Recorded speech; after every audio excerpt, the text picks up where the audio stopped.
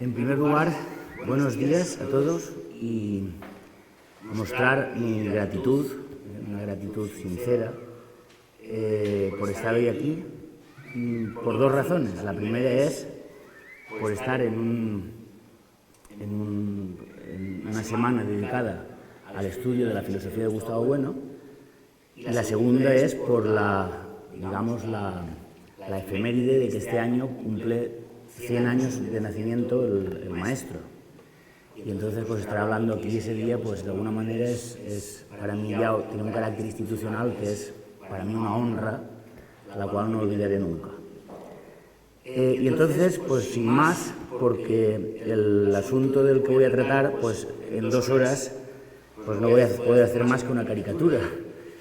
Pero vamos a tratar que la caricatura, pues las figuras, los contornos y el entorno y el entorno sea lo más fiel posible a lo que yo pues quiero tratar de transmitir aquí. Y lo que yo quiero tratar de transmitir aquí tiene varios mensajes. El primero es muy claro. El primero es que el materialismo filosófico que construye Gustavo Bueno es la filosofía más potente del presente en marcha en todos los ámbitos. Y el ámbito en el que me toca hablar a mí es el de una filosofía centrada, aunque muy genérica, que es la filosofía del arte y estética.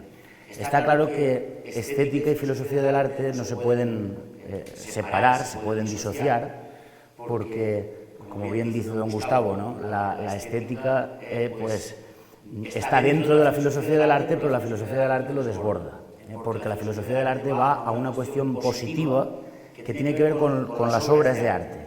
Lo único que ocurre es que las conceptualizaciones de una obra de arte pasan por la estética, es impepinable. Y él ya se encarga de hacer una clasificación de conceptualizaciones de una obra de arte, donde divide 2 grandes grupos, conceptualizaciones objetivistas y subjetivistas, y de esto hablaremos un poco más adelante.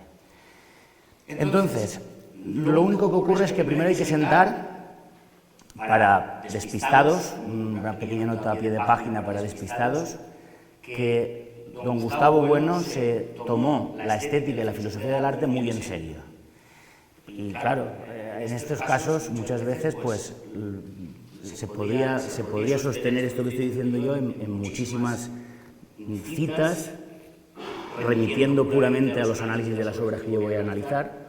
Pero vamos a hacerlo, como tenemos tan poco tiempo, esta cuestión vamos a ponerla en un ejemplo que ayer Guardiola sacó a colación en un libro de entrevistas a Gustavo Bueno, un libro de entrevistas que se llama Conversación con Gustavo Bueno, de Santos Campos Leza.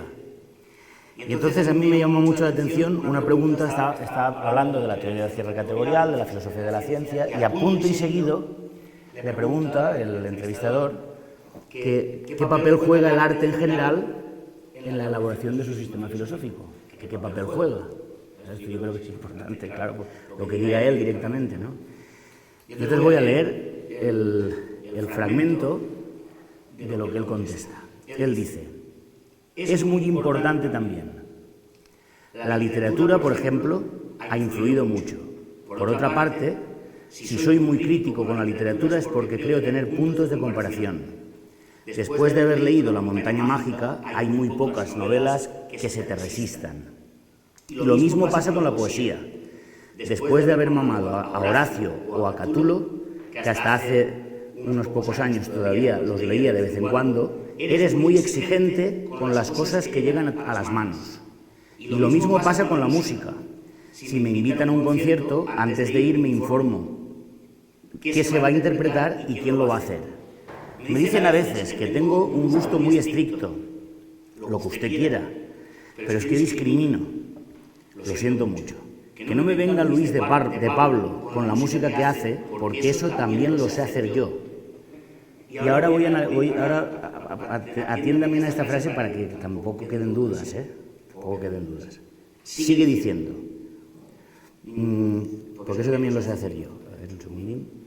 Precisamente como yo también he intentado componer, esto es importante, es importante, componer música en serio, pues quien crea que es fácil que pruebe.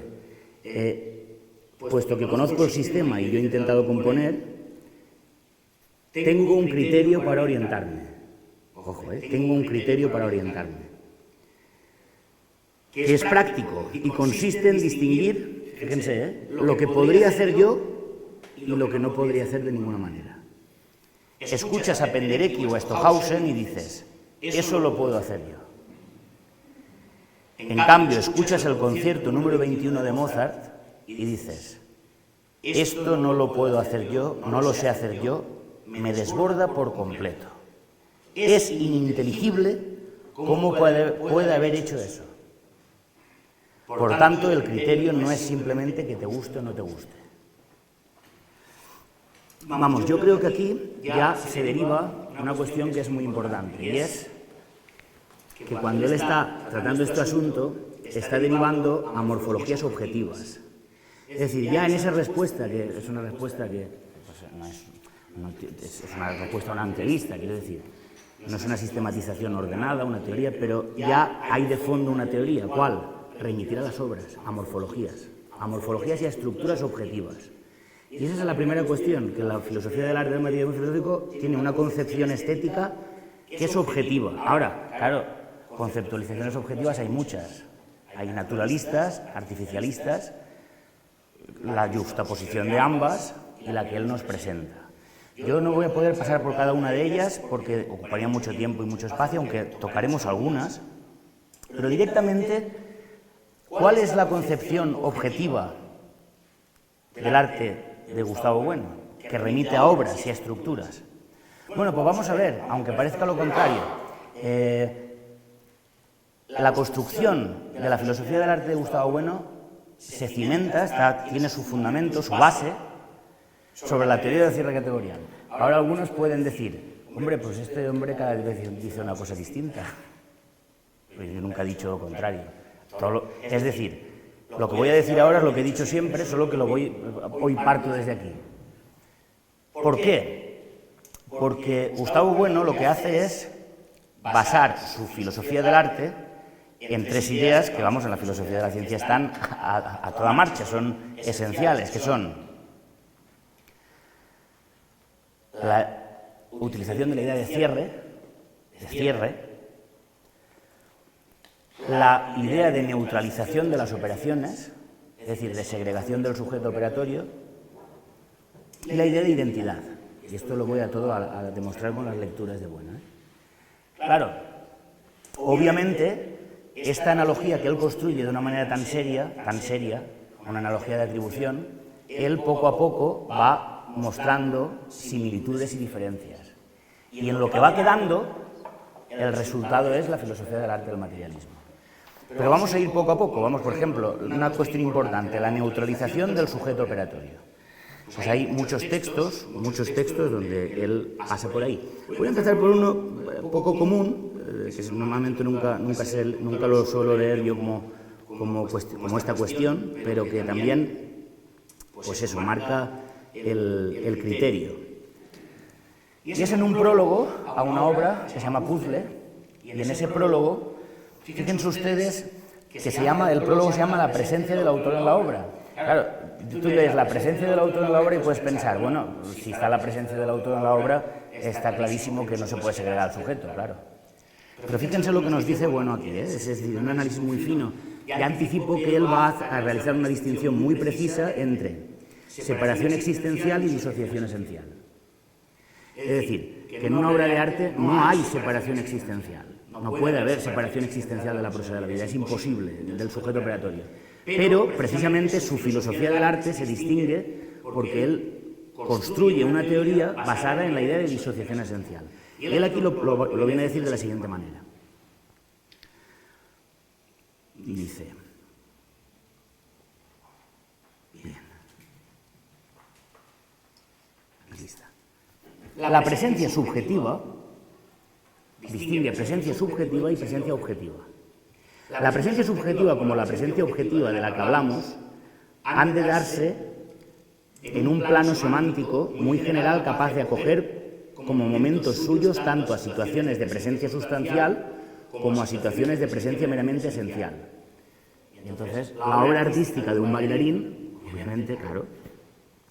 Es indisociable, aquí no se puede hacer disociación esencial, es indisociable de su subjetividad corpórea. Aquí el autor de la danza está presente en su obra, como presencia subjetiva y sustancial, cuando actúa en vivo, en el escenario, pero en el vídeo de la danza también. Dice, porque la obra haya sido disociada sustancialmente del danzante, sin embargo, su presencia subjetiva, no sustancial, pero sí esencial, se mantiene íntegra.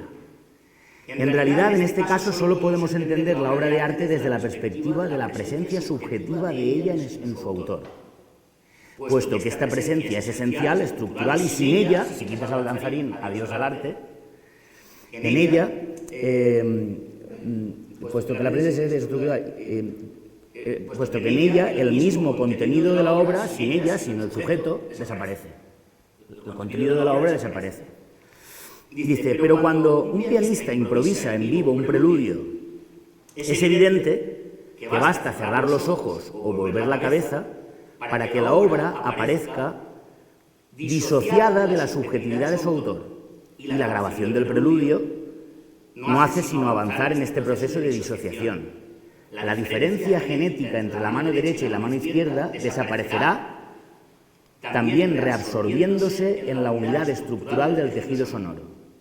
Siempre será posible adoptar la perspectiva subjetiva, es decir, considerar en la obra aquello que procede de la mano derecha y aquello que procede de la mano izquierda. Es decir, ver en el preludio lo que tiene de emanación de su autor. Pero también será posible adoptar la perspectiva objetiva, que acaso nos permite asentar mejor en pie la estructura musical propia de la obra. Claro, y ahora va a un caso más complicado, que es el del teatro. Es más complicado. Pero en cambio aquí la precisión filosófica es total, porque hace una distinción que es muy interesante. Dice, aunque la perspectiva subjetiva sea insoslayable, como ocurre en la danza, en el teatro o en la ópera, no ha de pensarse que la presencia del autor o intérprete en la obra haya de ser ideográfica, personal.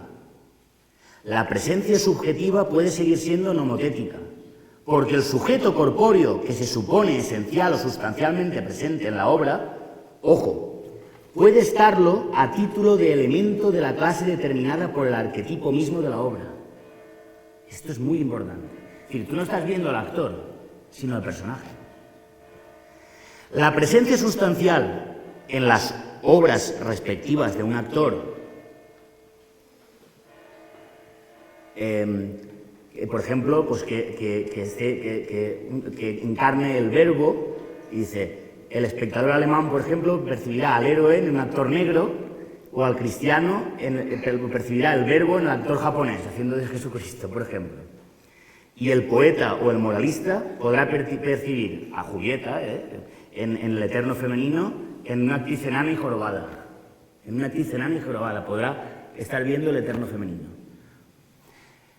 Esto quiere decir que incluso en las artes, porque esto se ha debatido aquí, y me acuerdo muy bien de que se debatió en un debate y se le hizo una pregunta a Tomás García López, y Tomás García López explicó exactamente lo que estoy diciendo yo aquí, pero se sigue sin querer entenderse, no pasa nada. Es imposible segregar al sujeto operatorio, es imposible de ninguna manera estar presente. Pero claro, pero es que el análisis es un poco más fino. Claro, desde un punto de vista existencial, evidentemente al actor lo tienes que ver, si no, no ves la obra. Pero si lo estás viendo como el arquetipo de una clase determinada, que viene dada por la estructura misma de la obra, la presencia objetiva reabsorbe la presencia subjetiva. Es decir, depende de las coordenadas de interpretación que esté haciendo el receptor. Y entonces ahora sigue diciendo una cosa que es importante para lo que voy a continuar diciendo. Desde la presencia subjetiva, la presencia del autor, en su caso del intérprete, en la obra, está asegurada y es obvia. Claro, esto de alguna manera está diciendo, para los que se quedan ahí, que se ve el músico o se ve, pues eso es obvio, claro, es obvio, no hay más que decir. Aquí la cuestión, entonces dice, bueno, aquí la cuestión es la misma cuestión de la posibilidad de la objetividad y universalidad de una obra que se supone vinculada a una subjetividad sustancial o esencial. Pero desde la perspectiva objetiva, cuando la obra, como ocurre sobre todo en la obra literaria, ha logrado disociarse por estructura tan enteramente del autor que éste puede considerarse como puesto entre paréntesis, y entonces cita a Oscar Wilde y dice: ¿quién soy yo para rectificar esta obra maestra?, preguntaba Oscar Wilde al director escénico de una obra suya que le sugería algunos cambios. La cuestión de la presencia del autor en la obra se hace mucho más problemática. Es decir, que requiere ya de una teoría. Es decir, que no se puede hacer así como así. Necesita una teoría que es el objetivismo estético del materialismo filosófico. Entonces, lo que construye Gustavo Bueno para hacer esta teoría, como he dicho, es una analogía de atribución entre su filosofía de la ciencia y su filosofía del arte. Es una analogía de atribución entre cierre categorial y cierre fenoménico, y entre arte sustantivo, arte adjetivo, metodologías alfa, metodologías beta. Y esto, pues para que no crean que yo pues me lo invento, pues está muy claro aquí explicado. Dice así: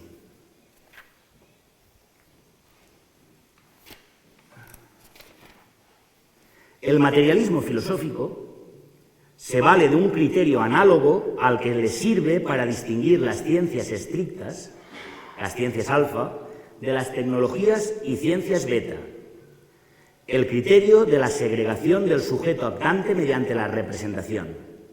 Y esta segregación de la obra respecto de los sujetos, cuando está determinada por un cierre fenoménico, que por analogía puede compararse con un cierre categorial esencial, es lo que convierte en obras de arte sustantivo o poético.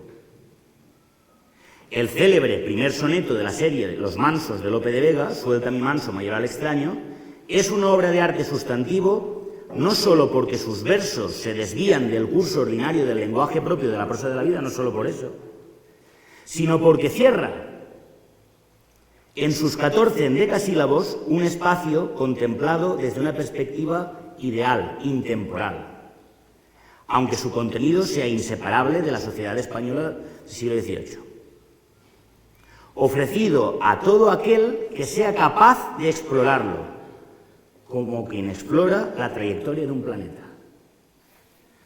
Entonces, como pueden ustedes ver, la analogía de atribución es clarísima. Ciencias alfa, arte sustantivo poético; ciencias beta, arte adjetivo o adjetivo. Claro, un paréntesis, ¿no? Un paréntesis. Igual que la ciencia. Las ciencias, el estado alfa 1 no es anantrópico. Cuidado con eso.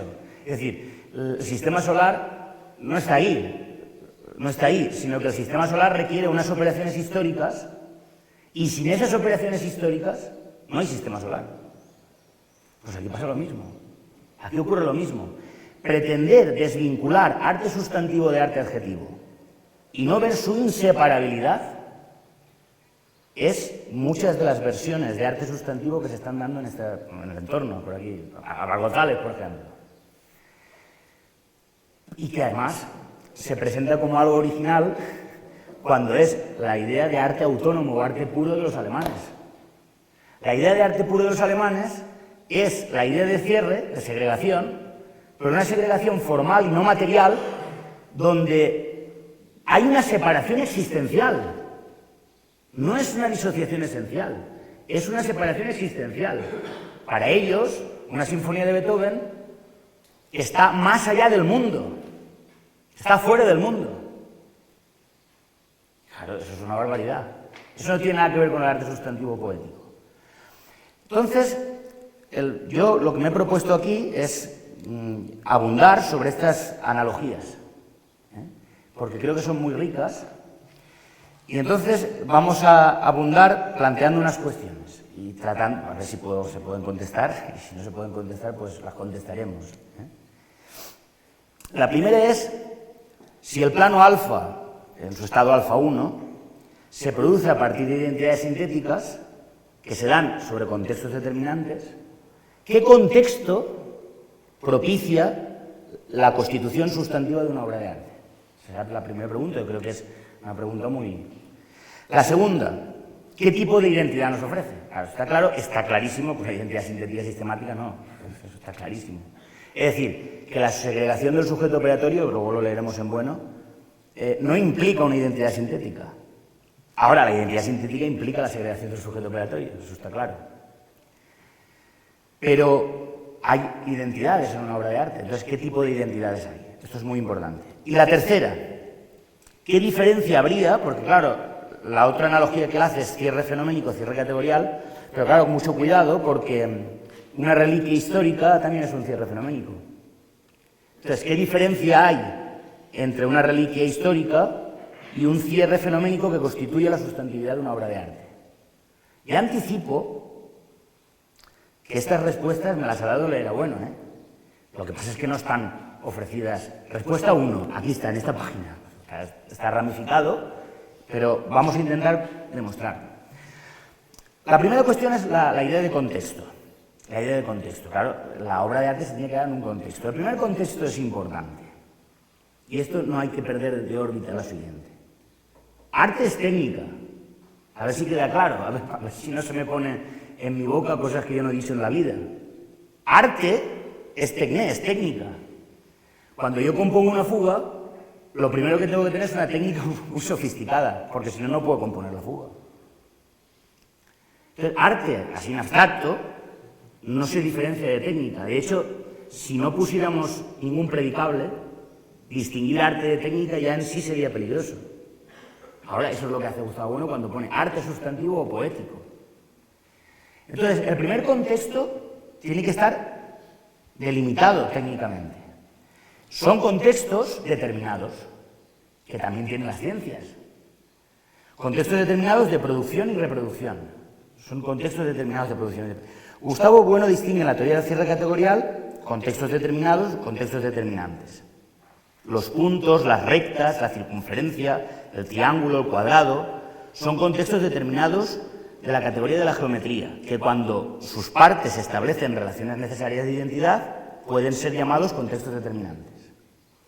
Lo primero que podemos afirmar es que cada categoría estética o artística, música, pintura, escultura, tiene contextos determinados. Y no contextos determinantes, no se dan relaciones de necesidad interna.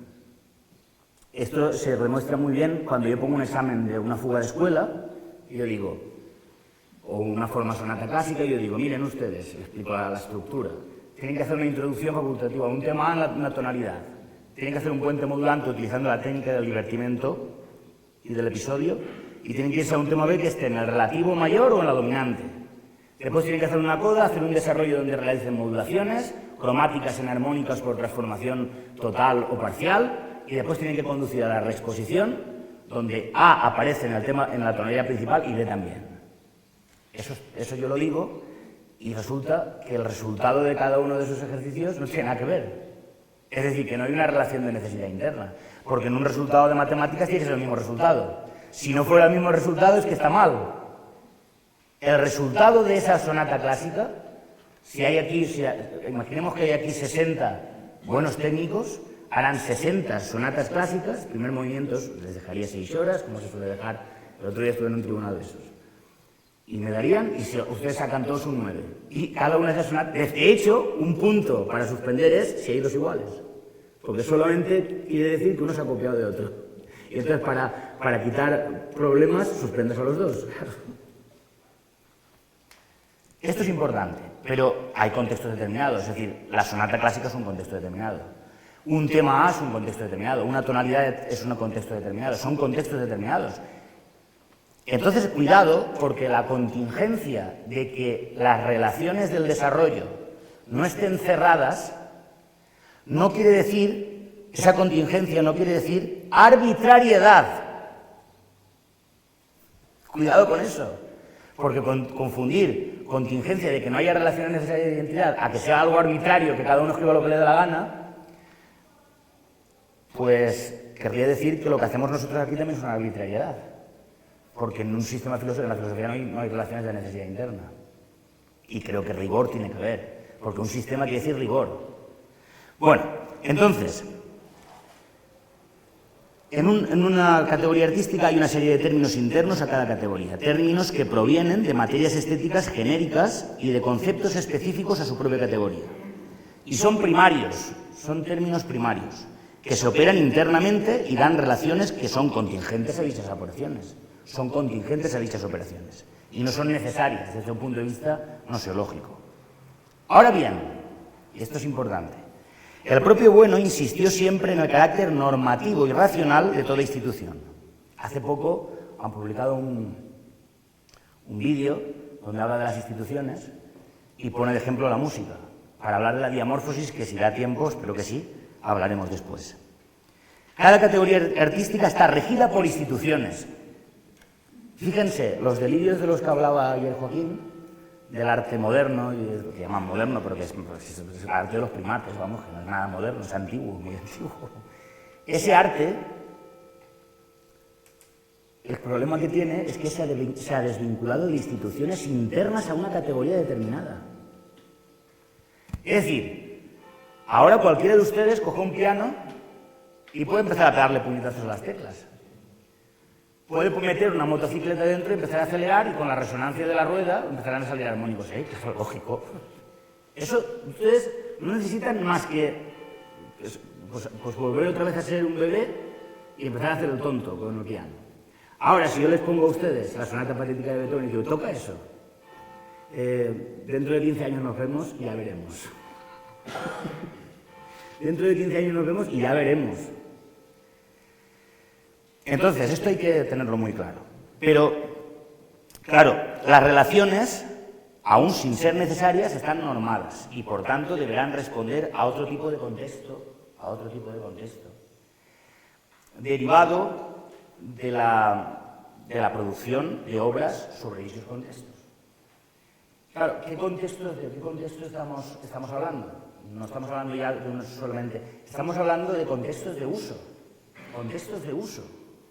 Porque una cosa es la institución, pero la institución tiene, ojo con lo que voy a decir, otra vez va a parecer que estoy loco, pero no, tiene una finalidad, tiene que tenerla, o sea, la institución tiene que tener una teleología.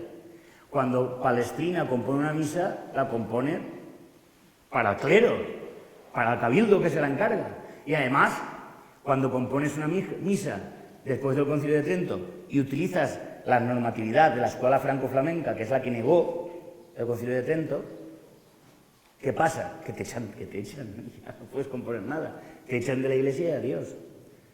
Hoy no, hoy puedes entrar a una misa y hacer lo que te dé la gana, y no te echan. Por eso la música, como no tiene ese contexto de uso racional, está degenerada. Sí, claro. Entonces, la normatividad y racionalidad relaciona a través de operaciones términos conformando morfologías, que son esos contextos determinados de producción, y se despliegan a través de casuísticas que son estas, a saber, la primera de ellas, patrones muy claros, modelos, cánones, institucionalizados a priori, es decir, en esto toda obra de arte es una diamorfosis de modelos. ¿Qué quiere decir? Que si yo compongo un motete al estilo de Palestrina, yo tengo que haberme comido análisis de una barbaridad de motetes de Palestrina y de otros autores palestrinianos, como nuestro Tomás Luis de Victoria, y tengo que componer descomponiendo formalmente todo ello que he analizado y recomponiéndolo, dando lugar a otra morfología que, aunque tiene un carácter novedoso, está basada en el a priori, en el modelo en el cual yo me he basado antes. Eso es la única manera de poder salvar el pequeñito fulcro de verdad que hay en la idea de creación. Creación es una barbaridad, creatio ex nihilo, no hay nada que se dé de la nada. Lo que pasa es que al recomponer unas partes formales, los resultados a veces son insospechados y tienen un carácter novedoso, que es una de las características del arte sustantivo, como veremos a continuación. Pero, eso no puede venir de la nada, tiene que venir de cánones y de patrones a priori. Segunda casuística, propósitos con fines sociales, lúdicos o analíticos. Fíjense ustedes, hasta aquí, estamos hablando de arte adjetivo, Estamos hablando de arte adjetivo. Yo me recuerdo sé que esto va a causar controversias otra vez y tal, pero me da igual. La definición de arte sustantivo que ha dado Álvaro González. me la sé de memoria porque es tan fácil. Es una tecnología que sirve para explorar la realidad de manera no sistemática. Y lo curioso es que pretende que con esa definición destruir esto que os voy a hacer yo. Es que es tremendo. Bueno, bien. Pero bueno, hay un fulcro de verdad. Eso que está describiendo él es una pequeñita capa de la génesis adjetiva de todo arte sustantivo. Claro, lógicamente, no analizar la realidad, porque eso es demasiado ya. Pero sí que tiene unos fines sociales, pues es lógico, tiene que tenerlos. Y analíticos también, pero no analíticos de la realidad, sino analíticos de las propias morfologías. Es decir, cuando tú estás trabando voces, tú estás analizando la manera en que se pueden combinar, no analizando el sistema solar o un pueblo o un mapa geográfico, sino que estás analizando las posibilidades que ofrecen esas combinatorias. Eso, lógicamente, sí. Pero eso todavía en la génesis adjetiva de toda obra de arte sustantivo poético. Tercera, algoritmos marcados en una cadena de producción. Esto hoy podría ser la inteligencia artificial, podría darnos esto. Yo recuerdo hace poco, con el trabajo que hizo Marí, me hizo un examen. Llego a darle clase y me dice, te voy a poner 2 corales, a ver si adivinas cuál es de Bach y cuál es de la inteligencia artificial. Acerté. Pero no solamente acerté yo, sino que el que no acierte es un idiota musical. Y esto no es ningún insulto, Es un idiota que decir que va a lo suyo y en lo suyo no está la música, desde luego. Porque tú ves la manera de conducir las voces y dices, hombre, como no se haya tomado 2 whiskies antes de componerlo, vamos. Ahora, en los algoritmos que son los sonidos de acorde por acorde, suenan igual, claro, porque los recoge y los combina y está, no hay ningún problema.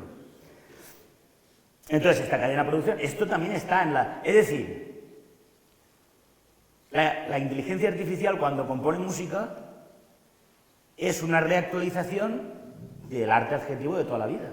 Un compositor malo cuando compone una sinfonía es como si fuera una inteligencia artificial.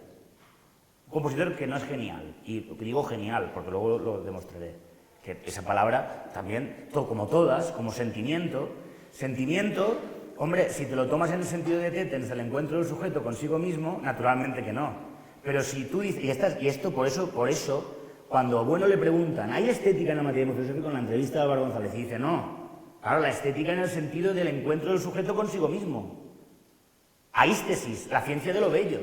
Pero sí que hay objetivismo estético. ¿Qué quiere decir? Si ahora se escucha un portazo, hay un objetivismo estético, hay una sensación de que se ha cerrado la puerta. Sientes que se ha cerrado la puerta. Pues si sientes una modulación cromática, eso es estética. Lo que pasa es que es estética materialista. Entonces, estos algoritmos que están marcados son necesarios, todos operamos con ellos. Estos contextos de uso son los que definen la idea de arte en un sentido adjetivo. Porque adjetivo dice adjetivo o alotético, es decir, unido a otra cosa, que se usa para otra cosa. Un sentido que debe estar en la génesis de toda obra de arte sustantivo, siendo el arte de lo contrario una excusa para realizar imposturas u ocurrencias faltas de toda perspectiva de relación normada y constitutiva.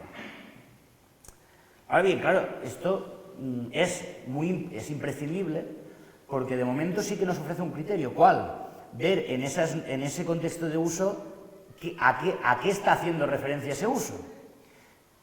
Ejemplo que voy a poner yo. Si la referencia es hacer que los sujetos se muevan como si fueran primates, no es lo mismo que, por ejemplo, pues darle una interválica, un ritmo armónico, estructural, melódico y contrapuntístico a un poema de Lorca. No es lo mismo. Es decir, esos contextos de uso son distintos. Porque en uno, con instituciones primitivas de ritmos repetidos hasta la saciedad, luces y bailes y saltos, etcétera, etcétera, son instituciones primitivas en los cuales la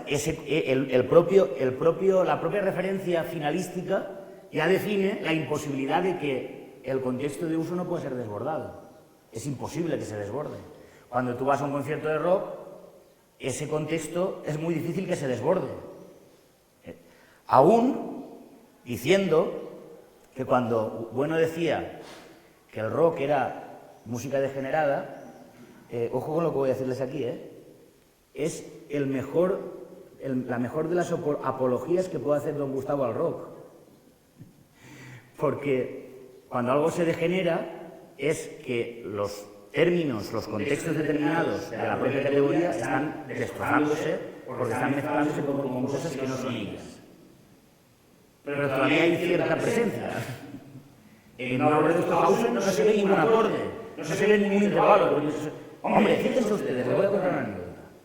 En un estreno de una obra contemporánea en un festival de música contemporánea de Alicante, se estrenaban obras de estas que son...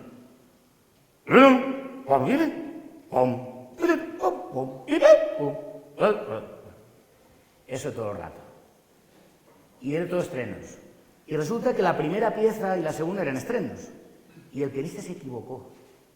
Y tocó la segunda pieza, la primera, y la primera la segunda. Es decir, se equivocó de orden.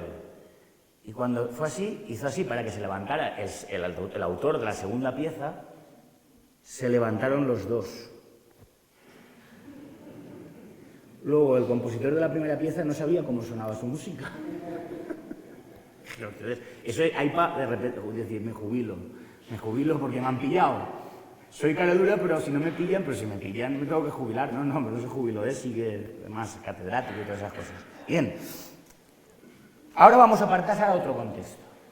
Pero ojo, este contexto del que voy a hablar yo ahora no anula el anterior.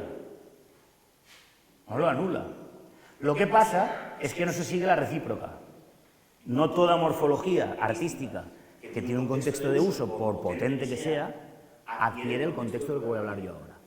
Y esto voy a utilizar una distinción que hace Gustavo Bueno en Poemas y Teoremas, que es entre olema y meroema. Entre olema y meroema. Y luego la perspectiva de la idea de poético, que por favor, es que hay que leer un poco. Poético no quiere decir poesía con palabras. Poesía con palabras es poesía con palabras.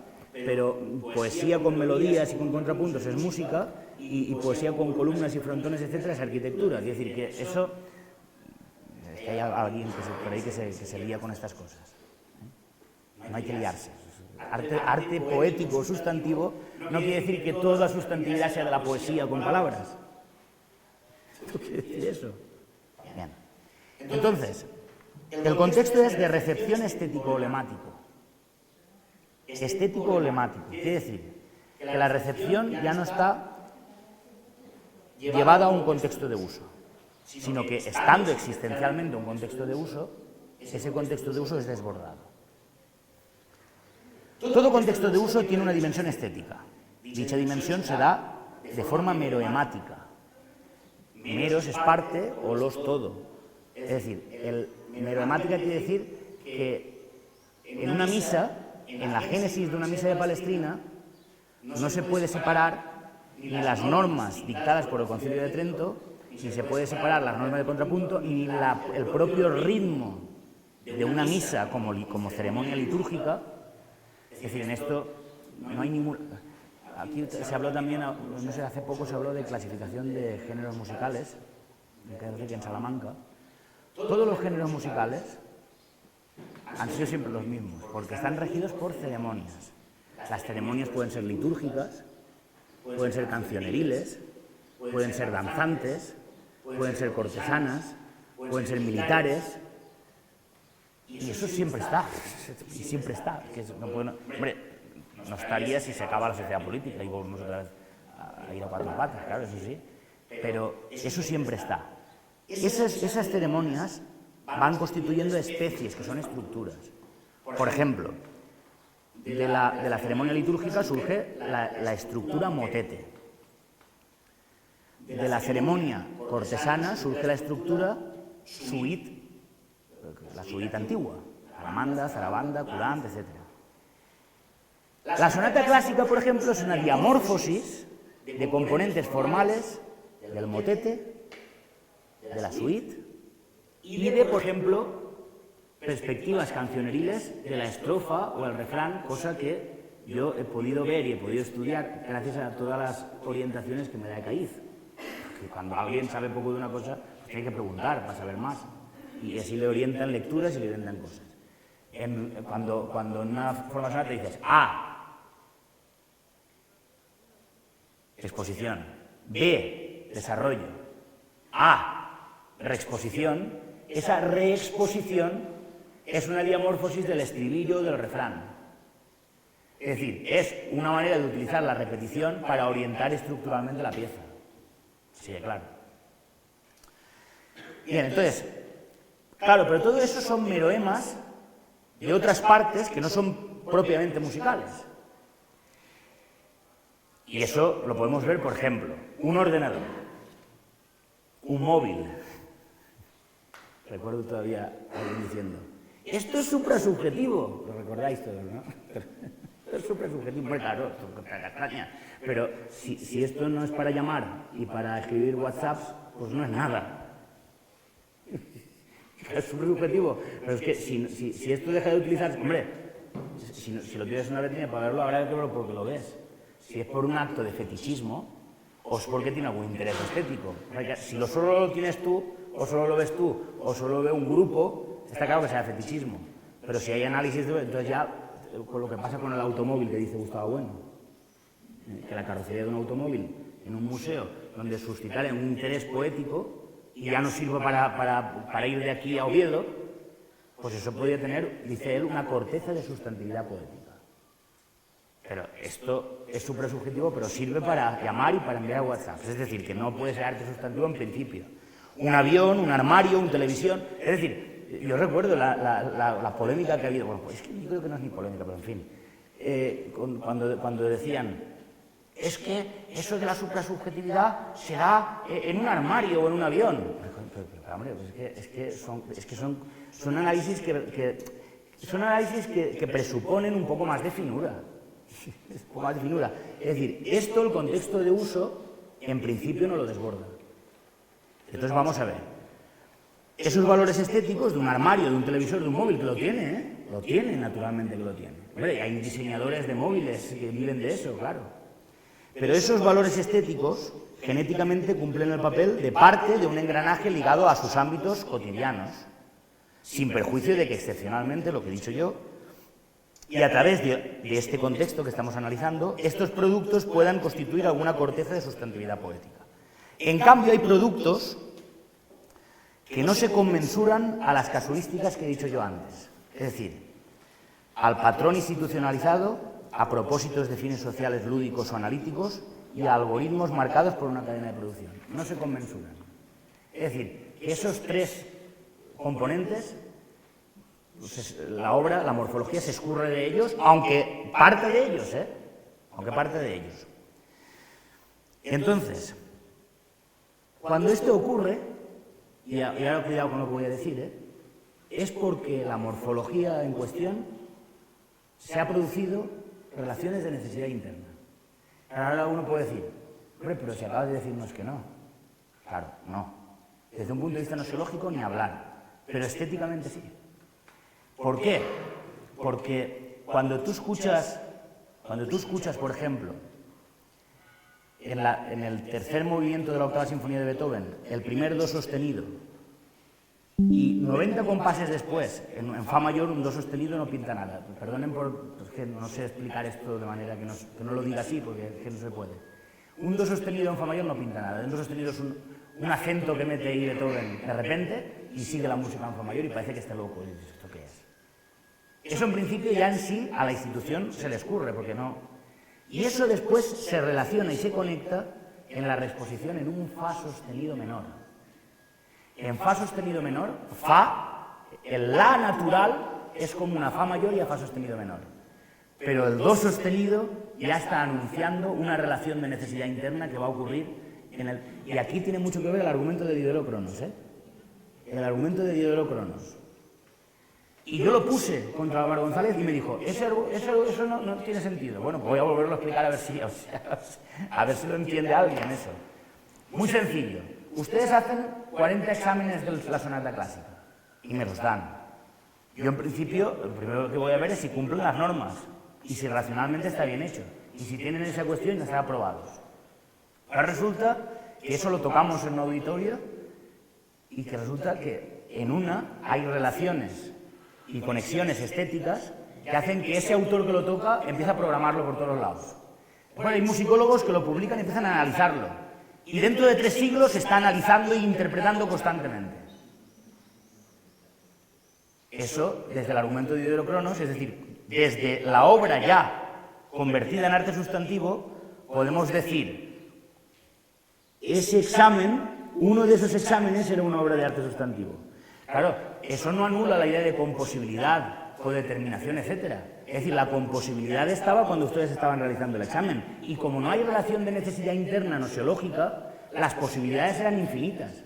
Ahora bien, ya vista la obra desde una obra de arte sustantivo constituida, uno de esos exámenes era una obra de arte sustantivo porque lo tenía que ser. Porque lo tenía que ser, porque ya lo vemos desde la obra de arte sustantivo hecha. Entonces, esto es una relación de necesidad interna. Hombre, ¿cómo no va a serlo? Es que, vamos a ver, ¿cómo no va a serlo? Es que la pregunta es ¿cómo no va a serlo? Es imposible que no puede. Y entonces, esta identificación, esta identidad, ¿de qué tipo es? Gustavo Bueno lo dice muy claro.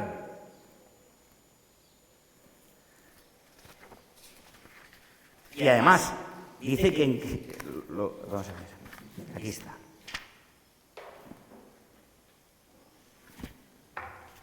Aquí. Fíjense.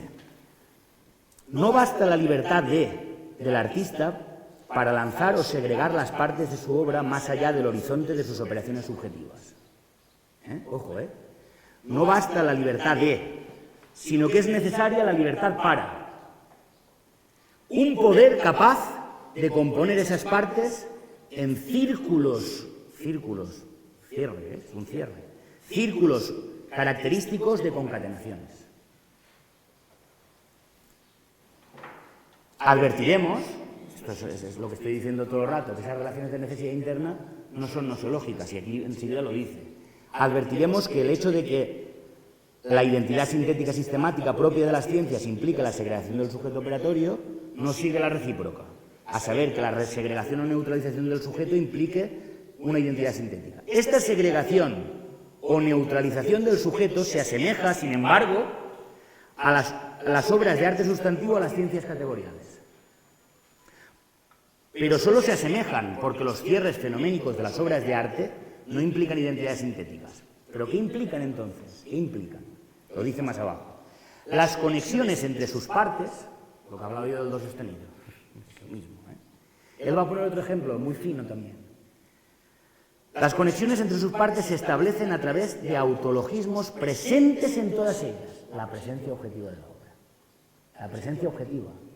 Autologismos presentes en todas ellas. Y entonces se utiliza, como pueda serlo, la identificación autológica del tema de una fuga a cinco voces. Cuando tú escuchas el sujeto cómo va entrando en cada una de las voces, vas viendo conexiones y relaciones. Dice, al margen de cuya identificación la fuga no sería entendida y quedaría como una mera algarabía. Como una mera algarabía. Es decir, que hay una serie de conexiones y relaciones que dan estructuras que en un caso unas son victoriosas y otras no, vamos a decir. Victoriosas en el sentido de que adquieren un grado de sustantividad poética. Y que eso tampoco depende del autor. Dice, una vez en un debate decía, porque tú, Juliá, claro, compones música sustantiva. Eso quisiera yo. Además, eso quisiera yo. ¿Yo quién soy? No soy nadie. Quiero decir, si una obra sustantiva mía va a ser sustantiva o no, no depende de mí. No depende de mí. Entonces, la identidad autológica, ya hemos encontrado que en principio la identidad autológica aparece como analogía de atribución con la identidad sintética. Lo que ocurre es que dichas identidades estéticas autológicas, vamos a decir estéticas porque son estéticas, claro, ¿por qué añado estéticas? Porque quiero como corregir a bueno, no, es que lo está diciendo de alguna manera, objetivismo estético, identidad autológica, identificación tiene que ser estética, porque no basta con que tú lo veas en una partitura. El Augenmusik no es música, salvo en los estratos del cuerpo de la música. Recordemos aquí que cuando hace la teoría de la esencia genérica de la música Gustavo Bueno, esto es muy importante. Lo primero que establece es el género radical. Y el género radical es la apreciación diamétrica de sonidos. Es decir, cuando tú distingues sonidos agudos y graves, rápidos y lentos, fuertes o estridentes y menos fuertes y menos estridentes, vamos a decir.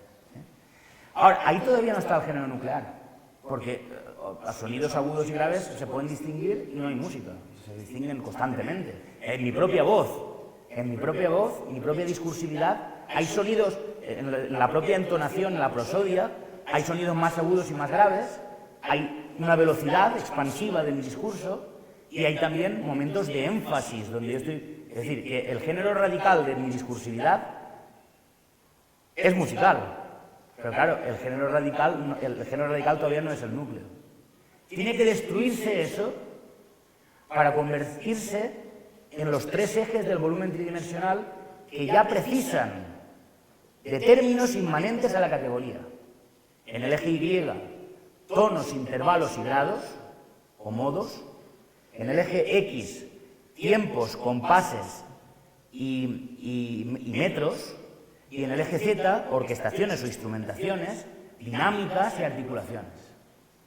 Entonces, cuando hablamos de esos tres ejes y de esos componentes, esto ya te permite decir, lo que usted está haciendo hablando no es música. Aunque en cuanto a género radical hay un punto en común, y por eso la poesía y la música estuvieron unidas muchos años. Ahora, eso es el núcleo, con el núcleo solo no tenemos la esencia. Luego hay componentes corpóreos, los instrumentos, pero el más importante de todos son las partituras. ¿Por qué razón? ¿Por qué razón?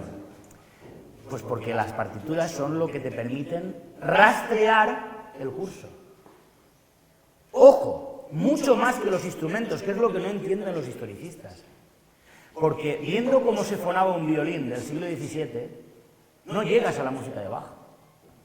Si tú no sabes contrapunto, fuga, no sabes cómo funciona una estructura, por mucho que sepas cómo se construye un instrumento del siglo XVII, pues no te enteras bien. Estás en un ámbito corpóreo imprescindible para la música, pero que no rastrea adecuadamente el curso. El curso se rastrea cuando se ven todas esas figuras que yo he dicho concatenadas en simbroqué. ¿Y dónde se ve esa concatenación? En los géneros de tonalidades. Es decir, los modos griegos, dórico, frigio, lidio, mixolidio, los modos eclesiásticos, que no son igual, protus, deuterus, tritus y tetrardus, con sus extensiones, etcétera, etcétera. Esto es muy importante, porque esto es lo que te permite rastrear. Y después los modos mayor y menor actuales, con las armaduras. Sabemos que dos sostenidos quiere decir re mayor o si menor. Eso ya son el segundo género de tonalidades. Y luego cuando escuchamos una pieza de Bartók, que es la polimodalidad cromática, donde ya se destruyen las armaduras y los 12 tonos valen por igual, pero siguen sin valer por igual porque hay centros tonales constantemente. Entonces, esto es el curso de la historia. Y luego, Joaquín hizo ayer alusión a refluencias constantes totalmente. En el rock hay modos griegos. El modo característico del cante jondo es el modo frigio.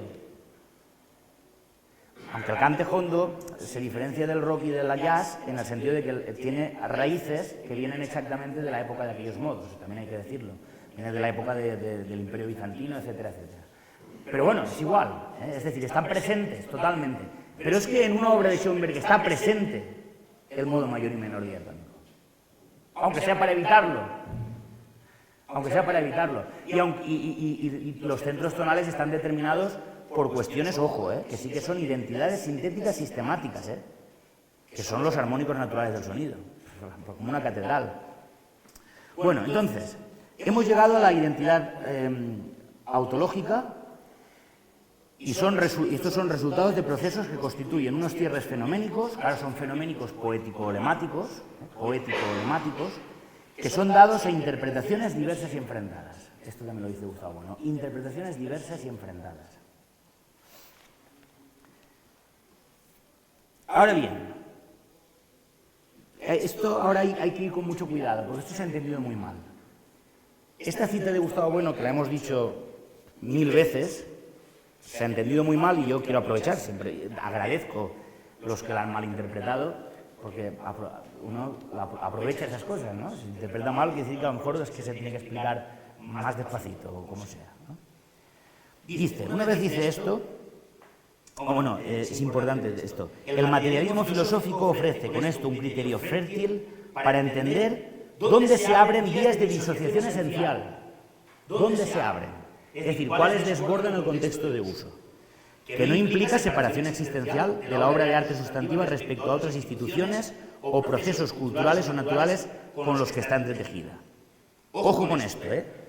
Y miro a Carlos para que cuando haga la teoría de cine categoría, pues la crítica de la obra de arte como la crítica de las ciencias positivas, es que fíjese usted, la analogía esa, no me la estoy sacando yo de la palma, es que está constantemente. Ha de ser muy rigurosa. Claro, el rigor consiste en decir que es un fetiche, claro, ¿no? Eso sí, el rigor. Pero si justamente cuando decimos que es un fetiche es cuando estamos negándole la sustantividad poética.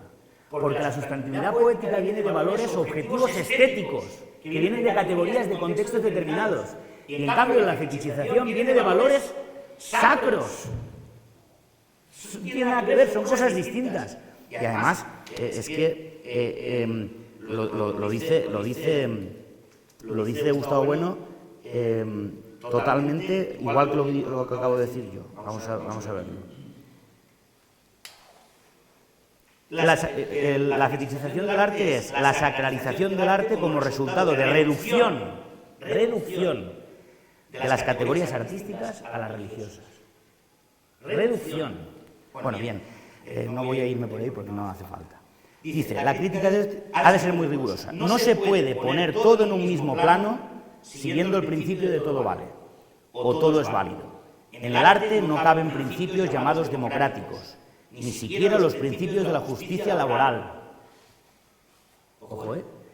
¿Podrá un músico genial haber tardado 3 horas en escribir un andante y otro gran trabajador, pero sin ingenio,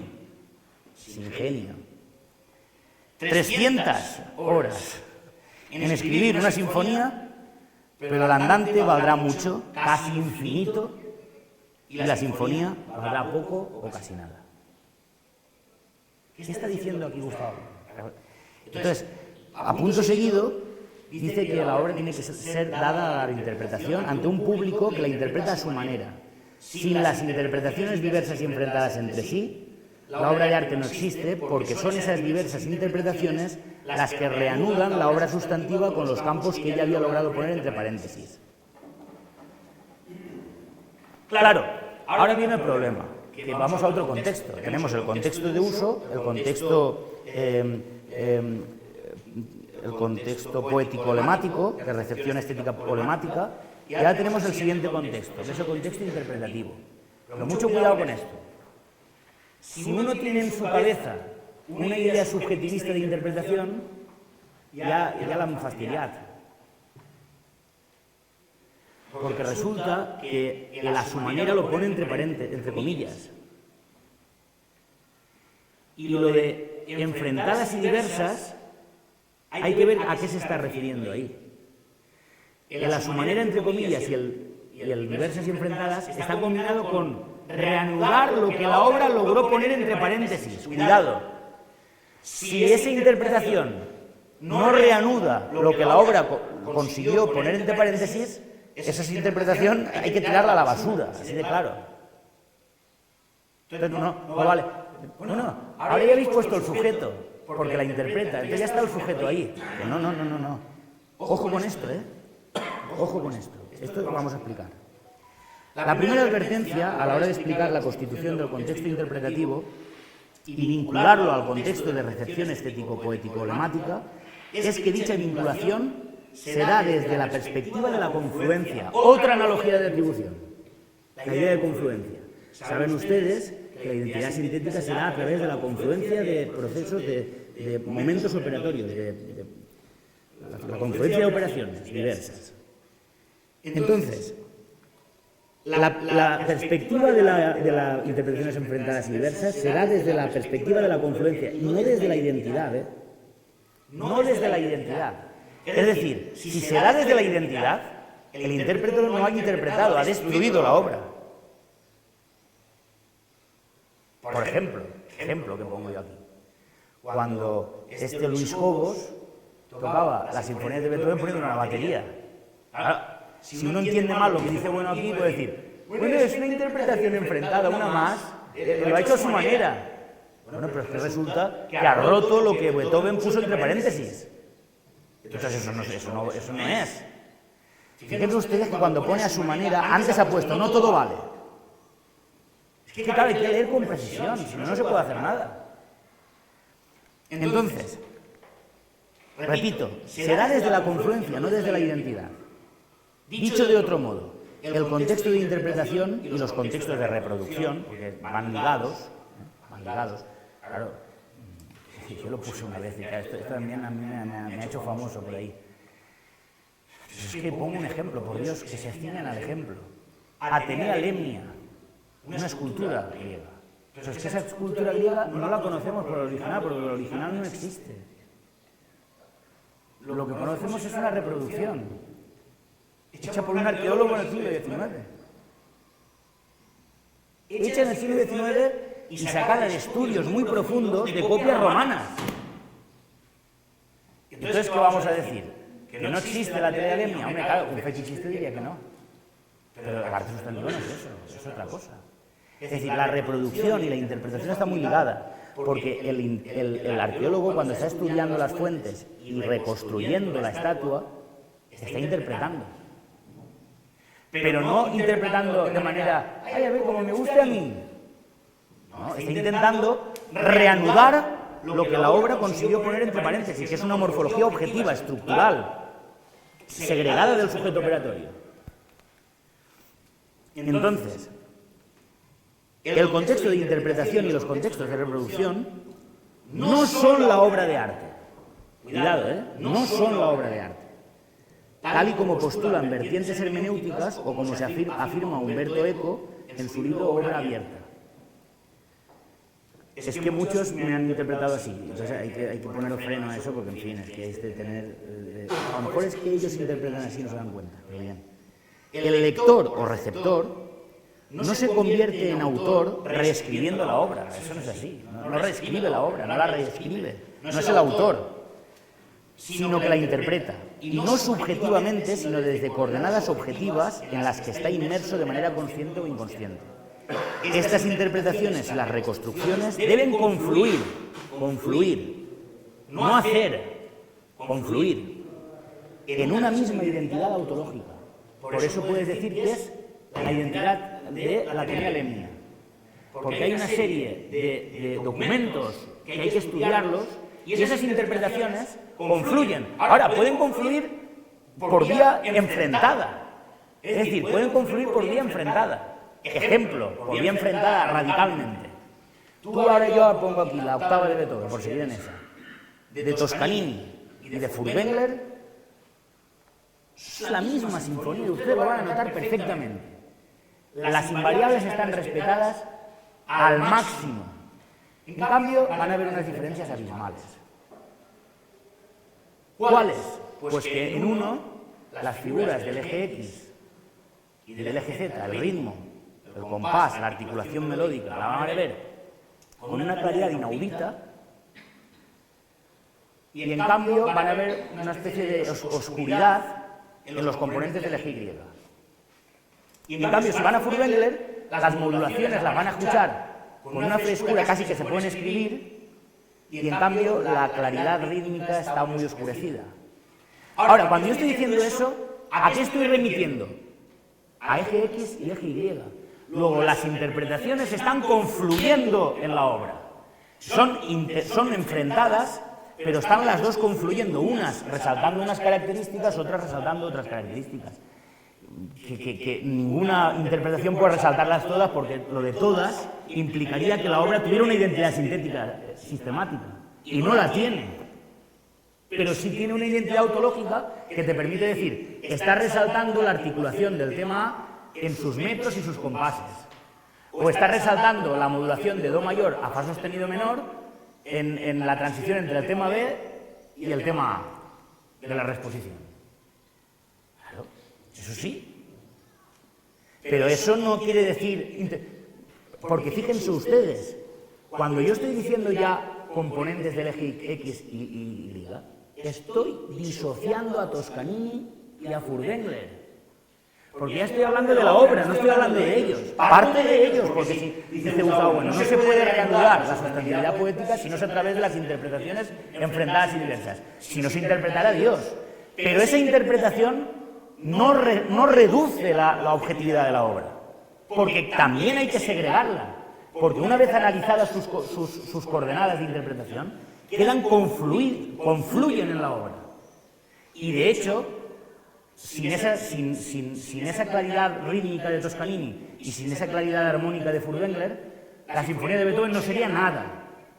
Pero no en tanto y cuanto la sinfonía queda reducida a ellos, sino al revés.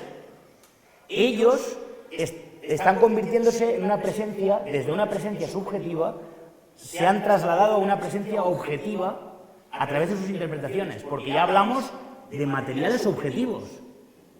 Bien. Entonces, esa misma identidad, o sea, si la confluencia... Entonces, voy a ponerle una analogía para que ustedes lo vean. Al modo, o sea, esa reconstrucción debe confluir en una misma identidad ontológica. Al modo, como cursos operatorios conducen, por ejemplo, al teorema S igual a pi r cuadrado. Dos cursos, el primero basado en la construcción según el sistema de partes triangulares, el segundo basado en la construcción según el sistema de partes rectangulares, esta confluencia sobre el mismo resultado. Eso es una identidad sintética. ¿Cuál es la similitud y las diferencias respecto a la analogía de atribución con el arte? Vamos a partir de las diferencias, interesantes, lo más interesante. Las diferencias, que parecen obvias, pero se puede profundizar sobre ellas.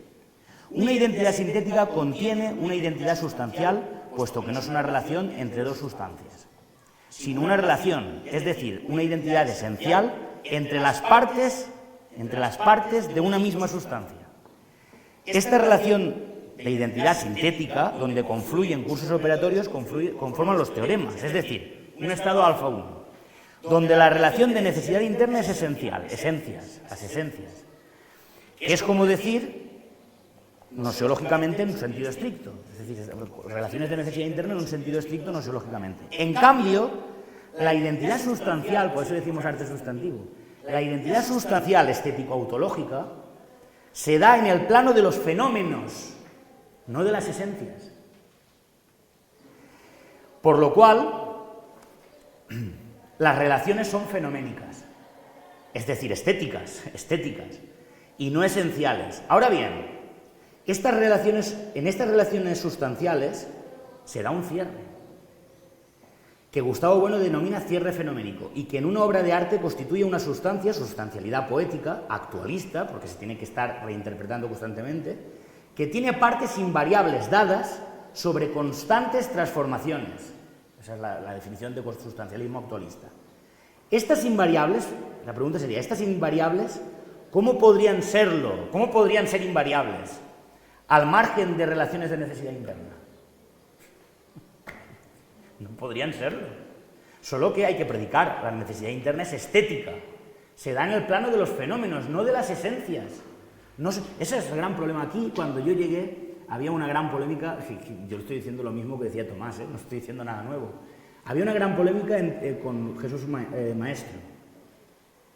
Jesús Maestro probablemente estaba intuyendo que hay una objetividad y iba contra los subjetivismos estéticos, muy bien. Pero hombre, hay que... Porque si para decir que la obra se segrega del autor, yo tengo que decir que es una esencia y que tiene una identidad sintética, pues ya la estamos enmarronando más. Pero, vía contraria, es algo contingente donde cada uno hace lo que le da la gana, hombre, eso tampoco. ¿Entienden ustedes? Eso, ni una cosa ni otra, no es materialismo filosófico, lo siento. Yo sé que esto a algunas sensibilidades les va a herir fuerte, pero es que me da igual, es que es la realidad. No es materialismo filosófico. Gustavo Bueno denomina cierre fenoménico y entonces estas partes invariables tienen necesidad interna, pero es estética. Y ahora, vamos a la similitud. Similitud entre identidad sintética y la identidad autológica sustancial. Tanto una identidad sintética como una identidad sustancial estético-autológica se produce a través de confluencias de operaciones. que conducen a la misma identidad. Claro, porque es que si no conducen a la misma identidad, mal asunto. Ejemplo también en otra categoría artística, para que vean que no... Yo hago un análisis de un cuadro, y yo empiezo a hablarles del cuadro, y ustedes están viendo el cuadro y dicen, ¿pero qué nos está contando este hombre? ¿Qué nos cuenta este hombre? No vemos nada de lo que está explicando ahí. Entonces eso no es una interpretación que a su manera, entre paréntesis, tiene que conjugarse con logra reanudar lo que la obra puso entre paréntesis. Si no lo logra reanudar, eso no es una interpretación, es una chalefá, que digamos en valenciano. Así de claro. Pero a su manera quiere decir que coordenadas interpretativas hay muchas. Y que al no haber una identidad sintética, la cosa no es fácil, ¿eh? Porque hay mucha discusión. Y bendita discusión. Es interesante filosóficamente eso. Bien. Entonces, vamos a ver la similitud. La confluencia es una de ellas. Tiene que dar, entonces, hemos puesto el ejemplo de dos cursos operatorios que nos llevan al área del círculo. Pongamos ahora un ejemplo artístico musical, que es donde yo me muevo más cómodamente. Beethoven compone su quinta sinfonía. Tenemos, fíjense ustedes, hay un vídeo, yo se lo recomiendo, pues un vídeo es una maravilla de vídeo. Hay otras cosas que no son tan maravilla, pero ese sí. Hay un vídeo donde Bernstein recompuso, cogió los cuadernos de Beethoven y recompuso los esbozos. Es decir, todas las partes que Beethoven eliminó. Y las orquestó y las toca. Y va tocando el fragmento que borró y el fragmento que... y la identidad autológica, la quinta de Beethoven, la que podemos reconocer como quinta de Beethoven. Me gustaría tener tiempo de haberlo puesto aquí, pero claro, es que eso hubiera ocupado las 2 horas. Y ya veríamos, porque hay mucha tela. Es algo muy interesante, ver por qué borró esas partes. Entonces, desde la filosofía de Gustavo Bueno, ¿qué estuvo haciendo cuando borró? ¿Qué dice Oscar Wilde? ¿Quién soy yo para tocar una obra maestra? Si la puedes tocar es que no es maestra. Es decir, cuando él podía borrar esas partes, aisladas, tienen más interés técnico que lo que quedó después. Pero conectadas con el resto, son un pastiche. ¿Qué quiere decir eso? Que estaba conectando partes formales y entonces unas partes no funcionaban. Hay otro ejemplo de un libro de Ernst Stock que aprendió composición de una manera que yo siempre la aconsejo a mis alumnos, que es coger la forma sonata, pues para ensayar la forma sonata, coger, siempre que se acaba la exposición hay una doble barra con repetición.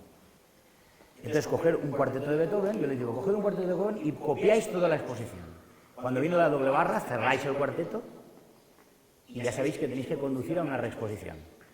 De la doble barra a la reexposición, hacedlo vosotros. Y llevad la música a la reexposición. Y cuando lo hayáis terminado, abrid el de Haydn y comparadlos. Jarronazo de agua fría. Jarronazo de agua fría. Pero dices, es que aquí así quedan relaciones de necesidad interna muy fuertes. Pero no son identidades sintéticas, pero son relaciones de necesidad interna. Y entonces, mientras uno puede borrar y puede eliminar lo que compone, está operando. Y cuando ya no puede borrar, está él es el primer intérprete. Él interpreta la obra, es el primer receptor. Esto lo explica en la filosofía de la música, en esos vídeos que dicen que dicen lo contrario a lo que yo digo, pues dice exactamente lo mismo. Agente y receptor confluyen cuando el agente es el primer receptor. El agente es el primer receptor y mientras puede eliminar las operaciones no están neutralizadas. Cuando ya dice, ostras, esto yo no puedo tocar. Y claro, aparte que con el primer receptor no sirve. No sirve un curso operatorio solo, hacen falta más. Como la ciencia. Entonces, tenemos cursos operatorios basados no en contextos determinados de producción, sino en contextos de interpretación, como puedan ser la interpretación opuesta radicalmente de Furtwängler y Toscanini. Siendo radicalmente opuestas, ambas confluyen sobre las mismas invariables, a las que llegó Beethoven, la quinta sinfonía. Entonces, En la constitución de esta identidad sintética, de la identidad sintética sistemática, se segregan las operaciones a través de la confluencia de cursos operatorios. No, esto ya lo leí, ¿no? Sí. Lo que quiero decir con esto es que con esto tiene que quedar claro que la variabilidad o transformación, hay una diferencia muy importante. Que en el núcleo del cierre categorial, el cierre se produce desde las esencias. Por lo tanto, sin perjuicio de que una categoría, aunque cerrada, no está clausurada, por lo que van incorporándose novedades constantemente, lógicamente, pero son firmes y constitutivas de partes, no del todo, materiales del mundo que conocemos. Esta afirmación es solidaria con otro axioma, a saber, al quedar segregadas las operaciones, todo progresus hacia tales operaciones siempre obtienen la misma identidad sintética en el regresus. Y yo voy a poner un ejemplo aquí, a ver, y si creen que no es acertado, me lo dicen después. Un profesor que explica el teorema de Pitágoras y se inventa para explicarlo un sistema pedagógico muy novedoso, para que lo entiendan antes, ¿no? Para explicarlo, para que lo entiendan antes. Ahora bien, el resultado va a ser el mismo de toda la vida. El resultado va a ser el mismo siempre. Así pues, tenemos dos fases: cursos operatorios diferentes sobre contextos determinantes y confluencia de tales cursos operatorios sobre la identidad sintética, sistemática. En el arte sustantivo cambia la cosa, porque las relaciones de necesidad interna, al no tener un sentido nosiológico M3, también recuerdo aquí la discusión de lo de M3, M2 y M1 con lo de términos, relaciones y operaciones. Es tremendo, porque justamente todo el análisis que estoy haciendo yo, claro, yo entiendo por qué no entiende Álvaro González el arte sustantivo, porque la discusión contigo, si él lo ve como dimensiones donde no se puede disociar, es imposible que entienda esto. Es decir, si M1, M2 y M3 no se pueden disociar y son epistemología, todo esto que estoy diciendo yo es imposible que lo entienda. Pero es que el problema lo tiene él. Claro, está totalmente implicado una cosa con otra. Y entonces, estas relaciones de necesidad interna, al ser en sentido nosiológico M3, es decir, que no obtenemos teorema, es decir, en el arte no son M3, no obtenemos teoremas. Por lo tanto, lo que resulta no son dos fases, sino cuatro. Son cuatro. Y verán por qué voy a hablar de esto, Verán por qué voy a hablar de esto, no es gratuito. Voy a acabar seguramente en el sitio donde esperan todos que acabe. Pero es que ¿cómo no voy a acabar ahí? Es lógico que tenga que acabar ahí. Bien. Las fases, si son dos en la teoría del cierre, como hemos explicado, aquí se dividen en cuatro, a saber, pluralidad de operaciones sobre contextos determinados de producción. Es decir, cuando Beethoven está componiendo, borra, tacha, etcétera, etcétera. Además, son producciones que son diamorfosis de otras producciones a la vez. Es decir, hay un cúmulo de operaciones constantemente, pero que son de producción. Segundo, bueno, por no decir, si nos vamos a un autor como Bruckner, que de cada sinfonía tiene 4 versiones o 5 instrumentadas. Él no estaba seguro de si ese instrumento tiene bueno y tiene 4 o 5 versiones, donde notas en todas que está la misma identidad autológica, pero hay variables, porque instrumentar ya es un modo de interpretar. Porque a la hora de decidir si esto lo pones a la flauta o al violín, cuando la misma tesitura podría hacerlo uno que otro, y a la hora de compensar unos instrumentos u otros, ya estás de alguna manera interpretando para que se oigan esas capas polifónicas. Entonces, instrumentaba muchas veces una sinfonía. Leopoldo Novak rescató todas esas versiones porque antiguamente estaban las de sus alumnos, que también son distintas. Y son todo operaciones de producción. Primera fase. Segunda, identidad sustancial estético-autológica, lo que llama Gustavo Bueno la identificación autológica, que se da en una obra y que a través del tiempo pues, se sustantiva la obra. Bien. Ahora hay una tercera parte. Ojo, ese con el tiempo se sustantiva la obra no podría venir si no hablamos de esta tercera parte, que es cursos operatorios diversos sobre diferentes contextos de interpretación. Es decir, que una vez segrega las operaciones el autor no es suficiente. Porque yo las he segregado, pero si ahora todos los músicos que lo cogen demuestran que esto no se sostiene por ningún lado y no lo tocan, y no suscita interés, no lo tocan. No es un interés meramente sociológico, aunque el interés sociológico va trabado, pero no es meramente sociológico, es mucho más.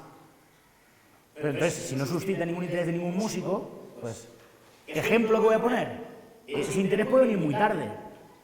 Bach lo rescata Mendelssohn.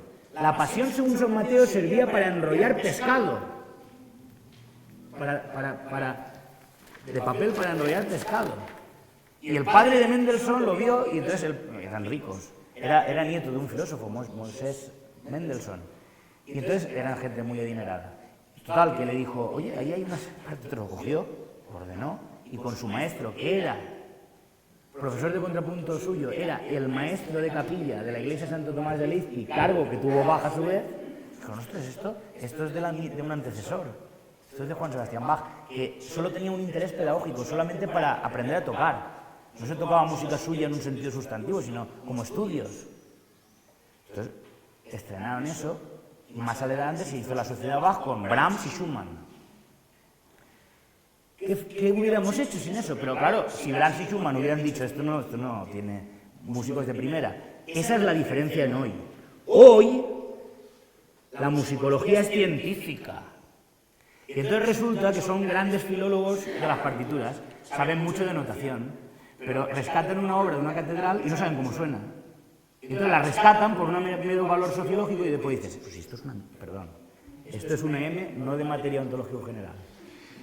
Pero ¿cómo puede no haberse dado cuenta que esto es una porquería total? ¿Cómo se va a dar cuenta si no sabe música el que lo ha rescatado? Ha estudiado en la universidad ciencias de la música o musicología y no sabe tocar un instrumento, ni solfear, ni sabe nada. Y entonces lo estrenan en la Nacional o en la orquesta de lo que sea, o en la orquesta, un gran encuentro. Claro, esto es diferente a Brahms y Schumann, que son músicos de primera talla. Entonces, claro, esa es la manera de ver esas cosas. A lo mejor no sabían de notación como los musicólogos de hoy, pero es que son planos diferentes. Porque la notación tiene que ver con el cuerpo de la música, no con su núcleo.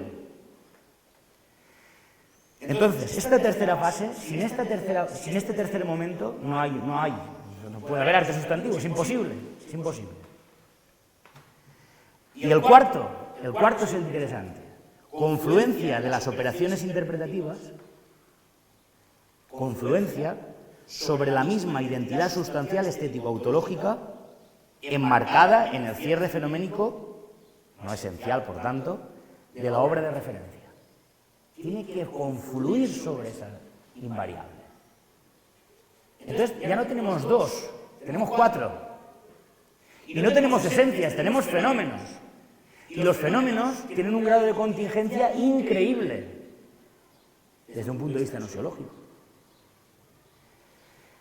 Claro, lo primero que tenemos que decir es que estas operaciones interpretativas son M2. Pero los contextos interpretativos son M3, no son M2, son M3.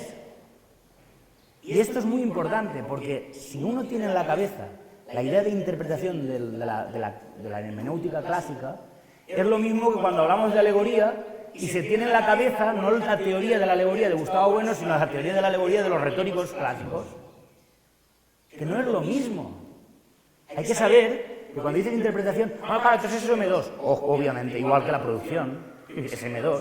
Es decir, las operaciones del compositor son tan M2 como las operaciones del intérprete. Pero la confluencia de las interpretaciones sobre la obra segrega las operaciones del intérprete tanto como segrega las del compositor, que son M2 también, cuando la obra se formaliza. ¿Entienden ustedes lo que quiero transmitir aquí? Entonces, los contextos interpretativos son M3. Realmente se refieren a conexiones y relaciones conceptualizadas. Entonces, al utilizar la noción de concepto correspondiente, en el caso que nos ocupa al contexto de interpretación, y su imbricación con la noción de fenómeno, ¿a qué vamos a parar? Pues a la teoría de los 5 estratos expuesta en el mito de la felicidad de Gustavo Bueno. Que además está en los manuscritos sobre filosofía de la música y además le ocupa casi un vídeo entero en las clases de filosofía de la música en el Conservatorio de Oviedo, que como ustedes recordarán bien son fenómenos, conceptos, ideas, teorías y doctrinas. Y aquí viene la clave. Y aquí viene la clave. Si interpretación y fenómeno se interpreta a la alemana, obviamente no tiene sentido hablar de segregación del sujeto operatorio en el arte sustantivo. Pero es que hay que ir al mito de la felicidad. Y fíjense ustedes lo interesante de esto. Dice, los fenómenos, esta frase es muy importante, los fenómenos solo se nos definen como tales desde la plataforma de los conceptos. Los conceptos no son, por otro lado, separables de los fenómenos, cuya vinculación con los conceptos ya hemos apuntado, pero en la medida en que los conceptos son disociables de los fenómenos.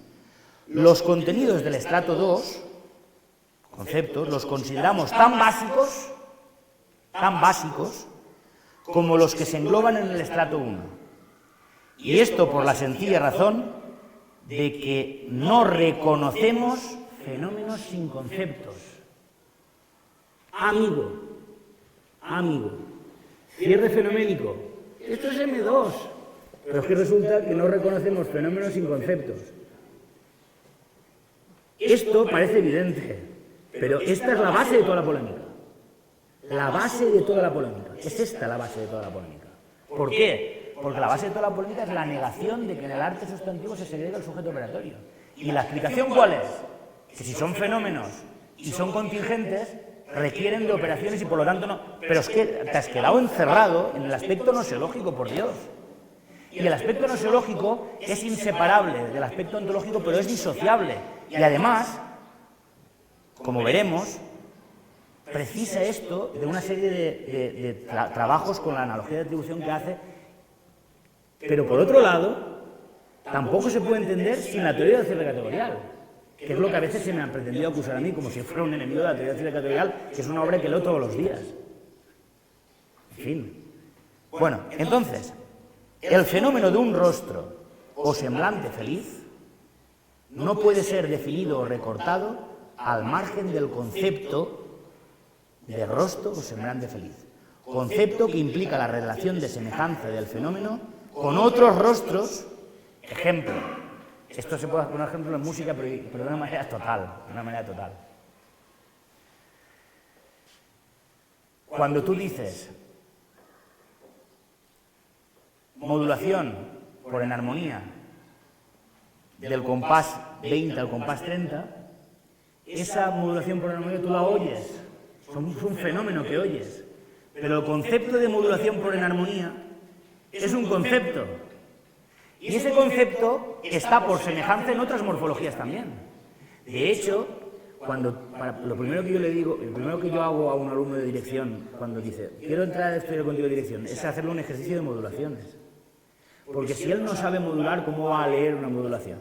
Es decir, si él no está ejercitando fenoménicamente el concepto, ¿cómo va a ver el concepto para poderlo ejercitar fenoménicamente? Y pasa otra cosa, la Sinfonía Matías el pintor de Hindemith. Yo la primera vez que la escuché me pareció un espanto. La primera vez que la escuché. Ahora me vuelve loco esa obra. Ahora puedes decir, bueno, es una cuestión subjetiva. No es subjetiva, por Dios, es que la he estudiado. Y entonces los conceptos te hacen escuchar de otra manera a cuando no dominas esos conceptos. Es decir, cuando tú escuchas y ves cómo está hecho, de repente la obra se te presenta de otra manera, porque ya no escuchas como un chimpancé, escuchas como un hombre con instituciones. Y entonces ya puedes llegar a esos límites de hipóstasis de la estructura, porque sin esos conceptos, mejor dicho, sin esos fenómenos conceptualizados, no hubieras podido llegar nunca en la vida. ¿Y esto qué es? Esto es el ego trascendental, amigo, es que esto es el ego trascendental. Porque ¿de qué estamos hablando en esto? Del conjunto unión de los tres géneros de materialidad. Sonidos fenómenos de percepción y conceptos que están unidos. Bien, entonces, sigo.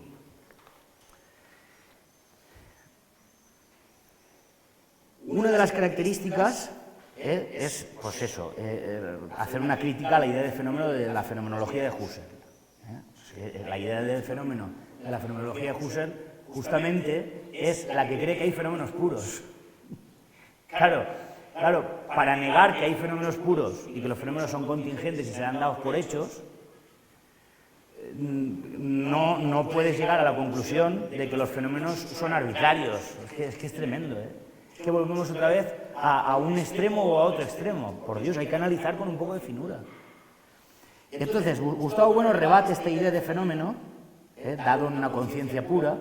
Para Gustavo Bueno, el fenómeno es aquello que sale de las coordenadas ordinarias. Y esto en el idioma español está, cuando todavía decimos, oye, este hombre es un fenómeno.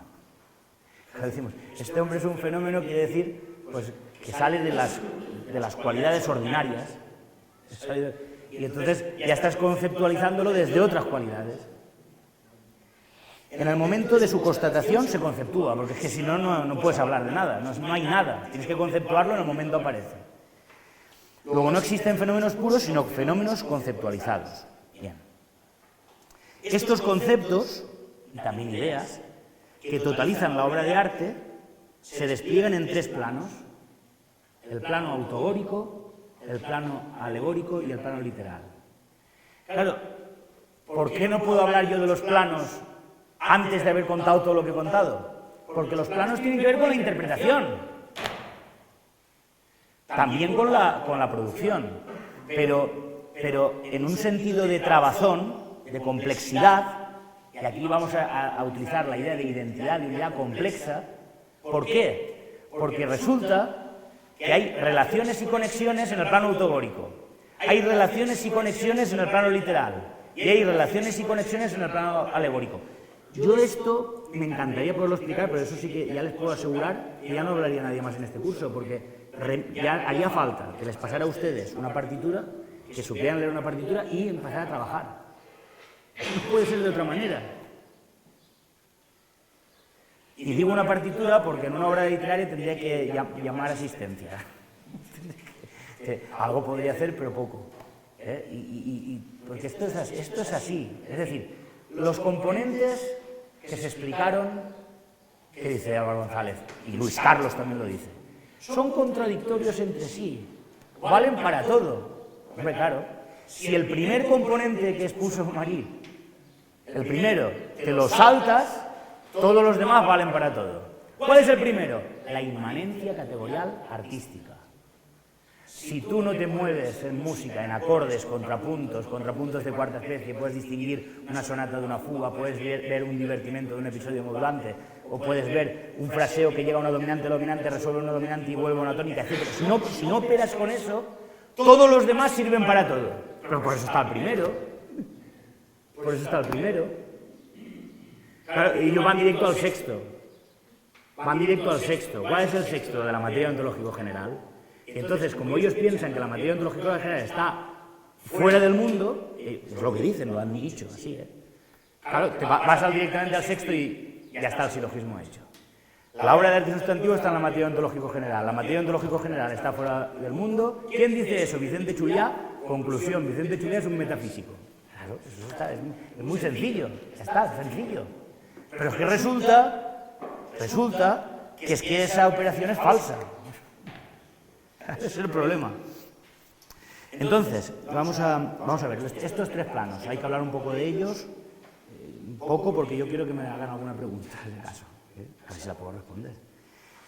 Obtenemos la imbricación o trabación entre fenómenos artísticos, hechos por agentes, y conceptos interpretativos, hechos por receptores. Pero recordemos que el primer receptor es el agente. ¿Se dan cuenta, La materia y la forma de la obra sustantiva. Ahí está, la materia y la forma. Agente y receptor. Y esto no es mío, es de Gustavo Bueno. Atendiendo a la circularidad entre estos fenómenos, materia y conceptos totalizantes, forma, y atendiendo que dicha forma no es resultado ni de una impresión psicológica, subjetiva, ni tan siquiera de un concepto, sino de múltiples de conceptos complexionados en planos diferenciados, cada materia estética se conceptuará de forma diferente.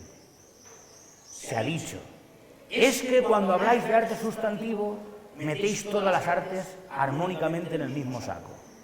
Hombre, por Dios, no me acuerdo de la página, 100 no sé qué, pero en mi libro hay una tabla de materias estéticas sacada de las lecturas que he hecho yo de bueno. No puedo hablar de esa tabla, porque si no ya no me preguntáis nada y quiero que me preguntéis siempre alguna cosa. En esa tabla, lo primero que se ve son diferencias de materialidades estéticas. Diferencias radicales.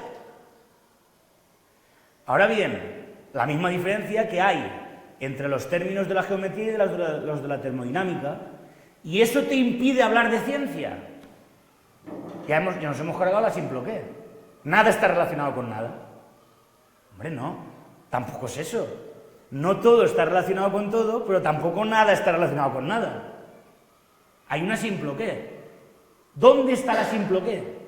En las ceremonias, son distintas, aunque muchas veces hay atribuciones. Por eso dice en la Fe del Ateo, que esto se ha leído mal, dice, la relación entre las artes no es meramente distributiva. ¡Ojo! Meramente distributiva no quiere decir que no sea distributiva. Quiere decir que también es atributiva. Ejemplo, la ceremonia cancioneril es atributiva de la poesía con palabras y de la música. La ceremonia de danza es atributiva a la danza y a la corte y es atributiva a la música sustantiva. Es que ¿cómo no va a serlo? Meramente distributiva no es, pero el arte sustantivo, como idea, isológicamente, claro, porque es que estamos haciendo un lisado, es una unidad analógico-distributiva. Una unidad, ¿cómo? ¿Y de dónde viene esa unidad? De la idea de identidad autológica estético-lemática, de la idea de contexto poético-lemático, y de la idea de confluencia, y de la idea de confluencia de operaciones, y de la idea de neutralización de las operaciones. Todas esas ideas te permiten ver eso tanto en una catedral, como en una sinfonía, como en una poesía, como en un cuadro. Ahora hay que estudiar y demostrarlo, eso sí, eso sí. Entonces, atendiendo a esa circularidad y atendiendo a que dicha forma, esos complejos hay una pluralidad de materias estéticas. En dicha diferencia de materias estéticas encontramos categorías técnicas. No hay separación entre técnica y arte, hay disociación. Y esas categorías encauzan el plano autogónico. La racionalidad institucional es la que encauza el plano noetológico. Fíjense ustedes. Ensayo de una teoría antropológica de las instituciones. ¿De qué año es, Tomás? Esto se pone por aquí. 2005. Bien. Es que yo no lo he leído todavía, pero he visto un libro que han publicado, Materialismo Analógico, y un capítulo se titula, claro, Alberto Hidalgo siempre ha preconizado que la noetología se varó y se sustituyó por la noseología, ya sabéis. Pero siguen con lo mismo, no lo he leído, y si dice otra cosa que me perdone, pero hay un capítulo que se llama De la noetología a la noseología. Resulta que ahora voy a leer yo noetología, aquí en el 2005, también está en Poemas y Teoremas, como ustedes saben, analogía entre ciencia y arte, otra vez. Pero es que además, y la figura de la dialéctica, pero es que además, lo que quiero hacer mención antes de leerlo es que cuando escribe esto, y habla de la racionalidad, del arco de racionalidad, que tiene los tres momentos, noetología, dice Gustavo Bueno, esto es importante, esto es importante para que se vea que ese título de la noseología a la noetología, bueno, por no contar que en la teoría del cierre, en el glosario del tomo 5, está la noetología, está la entrada a noetología. Pero fíjense, dice, a partir de la racionalidad acreditada a las instituciones beta operatorias podremos pasar a la racionalidad propia de las instituciones alfa operatorias. En el presente ensayo no entraremos en el análisis detallado de los tres momentos constitutivos, es decir, la noetología, del arco de racionalidad, al análisis del que nos ocuparemos en otro lugar, y pone entre paréntesis, tomo sexto de la teoría del cierre categorial. O sea, que ese corte que hacen entre noetología y noseología, eso me parece impresentable, hombre, pues es que es impresentable. Lo que está diciendo aquí Gustavo Bueno, si interpretan otra cosa, díganmelo, pero es que lo pone. Es que va a analizar en el tomo sexto los tres momentos del arco de racionalidad: propuesta, contraposición y resolución de las instituciones que están alrededor de las instituciones beta-operatorias y después de la racionalidad propia de las instituciones alfa-operatorias. Si dice eso, ¿qué querrá decir? Que tanta noetología hay en la ciencia como en el arte, y que no hay un corte entre noseología, sin ser lo mismo, naturalmente, como es natural. Pero que no es que la noseología varó y sustituyó un concepto por otro, lo mejoró y lo sustituyó, es que son cosas diferentes. Bien, entonces, lo que quiero leerles es lo de la racionalidad del fusil y del fusilero, porque tiene mucho que ver con lo que voy a decir. Dice, el primer momento de esta racionalidad del fusilero podría hacerse consistir en la composición mediante la operación de apuntar el fusil con el objetivo de la bala, según un finis operantis introducido por el soldado. El segundo momento corresponderá a la contraposición entre la dirección del fusil alienado, en principio por el soldado, y la dirección efectiva ética, etcétera, etcétera. El tercer momento, la racionalidad conductual del soldado, se cumplirá en la determinación correcta de la puntería, y el único criterio objetivo de la racionalidad será la intersección efectiva en el momento tercero de la bala en el blanco. Bien. Eso es el plano noetológico. El plano noetológico es que yo te doy a ti la estructura de la forma sonata, o estás en una misa, las normas, y tú estás dentro de unas ceremonias y tienes que cumplir el objetivo de esas normas. Pero ¿qué ha ocurrido siempre? Que las obras de arte sustantivo, como tienen otros dos planos, han estado en conflicto constante. A Bach lo multaban por estar preludiando demasiado tiempo.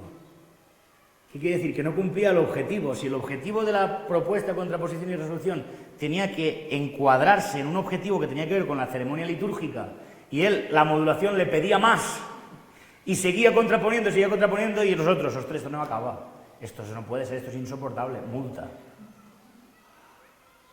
¿Qué es lo que no acaba? Que ahí hay una serie de ideas y una serie de operaciones que él está construyendo porque la obra le va marcando las pautas, el resultado de la obra. Y entonces en el resultado de la obra, si lo reduces todo, ¿qué dice Gustavo Bueno en Poesía y Verdad? Si redujéramos el poema, podríamos traducirlo en una carta. La racionalidad del poema estaría en la carta, pero ¿dónde quedaría la verdad poética? Claro, no puede ser. Claro, la racionalidad de la forma sonata está en una sonata mediocre y está en la patética de Beethoven o en la sonata fácil de Mozart, pero hay unas diferencias abismales que hay que buscarlas en la concatenación entre los tres planos. En la concatenación de los tres planos. Y entonces tenemos, por una parte, la categoría técnica, por otra, la racionalidad institucional, plano literal o noetológico, y después la diamorfosis artística, que ¿qué es? Fíjense ustedes, en el fusilero es la finalidad de dar al blanco. Ese objetivo, dar al blanco. Y tiene la recurrencia, da la recurrencia a la racionalidad del fusilero y a la ceremonia de realizar el disparo. Ahora bien, y aquí viene la cuestión, en el arte sustantivo, en pro de estilizar ideas, porque hay ideas constantemente y están estilizándose, tú no puedes entender la forma sonata sin entender el Sturm und Drang y la filosofía de Hegel y de Kant. Es imposible, imposible. Entonces, esta estilización lo que hace es triturar los cánones anteriores. Esta trituración de composiciones previas, en partes formales, al recomponerse, dan nuevas resultancias. ¡Ojo! No previstas, no están previstas. Es diferente al disparo. El disparo siempre tiene que ser el disparo. Ahí tiene que estar el disparo al final. Pero la finalidad tiene que ser dar al blanco. Aquí la finalidad está a priori sobre un canon, pero cuando juntas los tres planos ya no es tirar al blanco, sino que no sabes lo que es. A ver qué pasa, el resultado manda. Y entonces se establecen resultados no previstos, resultados insospechados. Y esos resultados, dice Gustavo Bueno, ¿están previstos en la naturaleza? Pues no. Hay naturaleza, naturalmente. Hombre, los armónicos del sonido, eso, están en el sonido. Es decir, están en la pero lo mismo, no son anantrópicos, volvemos a la misma. Pero es que además hay incrustados un montón de procesos beta-operatorios que son históricos. Pero esos resultados, que son culturales, tampoco lo prevén. Tampoco se puede prever la constitución de la forma sonata, cuándo surgió y por qué surgió. No se puede, es imposible. Y además, y que si eso fuera arte sustantivo, tampoco se podía prever porque hacía falta que se viera que muchos buenos músicos se encargarían de interpretar eso y continúan interpretando. ¿Qué queda todo esto? ¿Qué queda en todo esto? Quedan sonidos que están haciéndose y deshaciéndose constantemente, M1. Instrumentos que se perfeccionan, se destruyen y se recomponen. Si hoy escuchara Beethoven una sinfonía suya en una orquesta moderna, se me daba encima. Los instrumentos de aquella época, eso es una cosa insoportable, pero es que además, tanto que les gustan los documentos, es que se quejan de los instrumentos. Se quejan de los instrumentos. Hay cartas que parecen, y yo cuando las leo me da ganas de llorar, pobre, están lamentándose, luchando contra eso. No soportan esas imperfecciones. Entonces destruyen y recomponen los instrumentos. Entonces esos instrumentos van perfeccionándose. Fíjense ustedes. ¿Por qué hoy podemos modular tanto? ¿Qué hacían en los sistemas de afinación del siglo XVI o XVII? Aquí modulo a la cuarta y a la quinta. Entonces, las notas que no toco, pongo las quintas ahí, porque ustedes saben que las quintas justas en los armónicos, cuando va subiendo de octava, no son iguales. En las 12 partes iguales de la octava, que es mentira, del sistema de afinación son iguales, pero en el sonido no son iguales, es decir, hay una inconmensurabilidad. Cuando llegas arriba se da la quinta del lobo, que suena a rayos. Esas quintas son desiguales y al afinador tiene que distribuirlas. ¿Cómo se distribuyen ahora? Haciendo que esa desigualdad se reparta por todas las tesituras de manera igual. Por eso se llama temperamento igual. Esa desigualdad se reparte, que no es casualidad que se reparte, que ese es el sistema, eso es una cosa que yo tengo que, pero no tengo tiempo, pero tengo que hacer. Todo esto se da cuando se da la holización política. El sistema de temperamento igual, frente al mesotónico, frente al Klimberger 1 o Klimberger 2, frente a los sistemas, hay miles de sistemas, una cosa tremenda, si te metes ahí no acabas. Pero el sistema igual nuestro coincide entre el 18 y 19, es cuando se acaba de conceptuar. Porque el sistema bien temperado de Bach, la música pide esa afinación, pero todavía no afinaba así. Todavía no afinaba así. Tenía que reafinar el instrumento en cada preludio y cada fuga. Entonces, ¿dónde repartía las desigualdades? En las notas que no iba a tocar. Las notas que no iba a tocar. Pero hoy, en un preludio de Liszt, tocas todas las notas. ¿Por qué las tocas todas? Porque la evolución del instrumento va determinado de la evolución de los sistemas tonales. Está trabado. Entonces, lo que es muy importante. M1 haciéndose y deshaciéndose.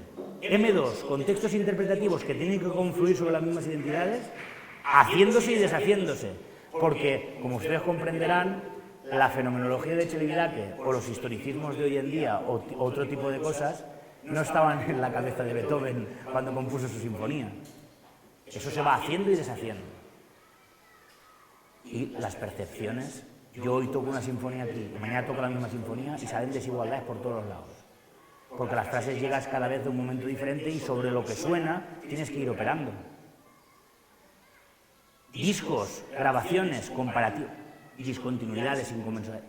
¿Cuál de todos esos componentes es la sustantividad? Pues no puedes decir que ninguno, pero son todos también. Es decir, aquí tienes el conjunto unión de los tres géneros de materialidad, pero también tienes una serie de hiatos y de cortes radicales que lo único que te permiten decir es que esas invariables se dan en el ámbito de la idea de materia. Pero como no es una materia que puedas determinar de manera fija, esa materia tenemos que decir que es la materia ontológico general. Muchas gracias.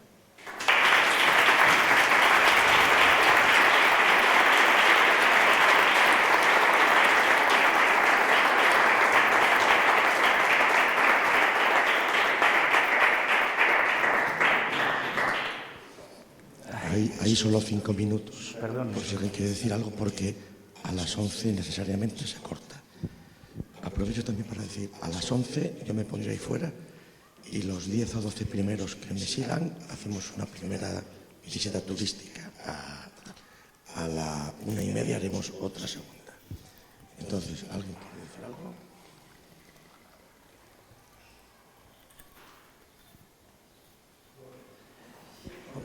Marcelino. Sí, yo puedo felicitarte por tu exposición magnífica. Yo creo que hay mucho de artificial en la polémica esta de arte sustantivo y arte adjetivo, porque la cosa se descoyunta. Pero hay una cosa que has dicho que quiero que me precises un poco mejor, porque has hablado de los conceptos como M3, es evidente, pero claro, es que también hay conceptos de la fontanería. De la fontanería o de cualquier cosa, quiero decir. Eso es.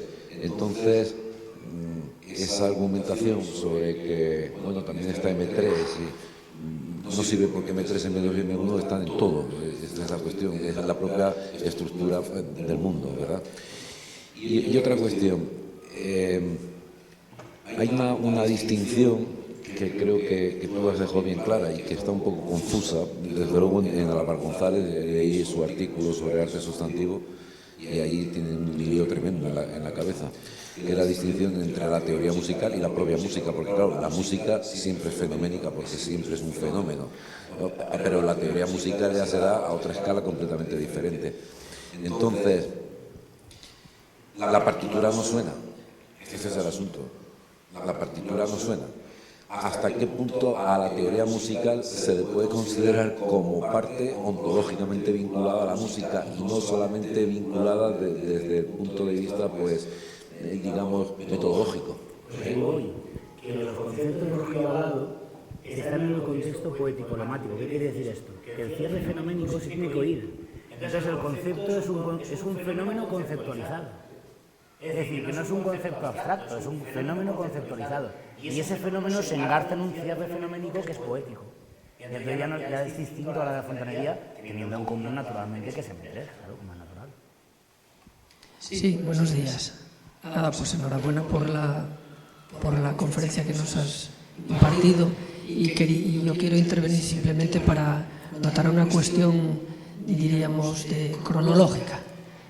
Porque efectivamente el artículo del ensayo sobre la teoría antropológica de las instituciones es de 2005 y en ese artículo hay una clara alusión a poemas y teoremas. Hay un párrafo donde... Y es muy interesante observar esto, porque no fue hasta 2009 cuando tuvo lugar la reunión con Jesús Maestro en torno a la literatura, y donde una intervención de Gustavo Bueno pues intentó explicar qué consistía esa diferencia entre la ciencia y el arte a través de los poemas y los teoremas, y la cosa quedó ahí hasta que Bueno sacó en el Catoblepas el artículo de poemas y teoremas y luego poesía y verdad.